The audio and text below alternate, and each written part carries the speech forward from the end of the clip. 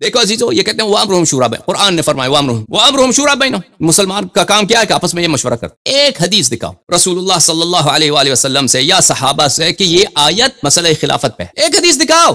ایک حدیث بھی نہیں ہے کہ اس آیت کا شان نزول یہی ہے کہ تم مسئلہ خلافت پہ جو رسول پاک صلی اللہ علیہ وسلم دنیا سے جائیں گے اس کے بعد آپس میں مشورے کے ساتھ خلیفہ کی تعین کرو. سلمنا تنازلنا، چلے مان لیا کہ امرهم شورا بینہم اسی مسئلے پہ تمہارے پاس کوئی حدیث دکھایا ہے یا ہم مان گئے، اس بات کو چھوڑتے ہیں، نزاع کو چھوڑتے ہیں. اگر واقعا امرهم شورا بینہم ہے تو کیوں اہل بیت علیہ السلام سے مشورہ نہیں کیا؟ اہل بیت علیہ السلام اس امت کے سردار نہیں ہیں، امیر المؤمنین علیہ الصلوۃ والسلام وہ اخو الرسول صلی اللہ علیہ وسلم نہیں ہے، رسول کے بھائی نہیں ہیں صلی اللہ علیہ وآلہ.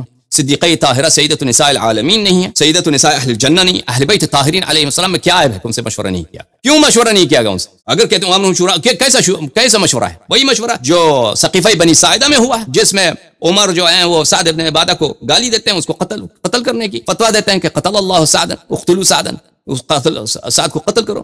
وہ کہاں کا مشورہ ہے؟ سلمنا، یہ مشورہ ہوا ہے، اس کو چھوڑتے ہیں ابھی. اگر واقعا وہ امرهم شورا بینہم ہے تو ابو بکر جب عمر کو خلیفہ بنا کے جاتا ہے، اگر یہ آیت یہی ہے کہ تم مسئلہ خلافت میں، مسئلہ امامت میں، تو اللہ کی جانب سے حکم ہے کہ شورا ہوگا. شورا کا کیا؟ مشورہ کرنا. مشورہ کرنے سے ہم کسی کو خلیفہ بناتے ہیں. اب اغلب یہ ہوتا ہے کہ مسلمان آپس میں مشورہ بھی کرتے ہیں تو کسی پہ اتفاق نہیں ہوتا.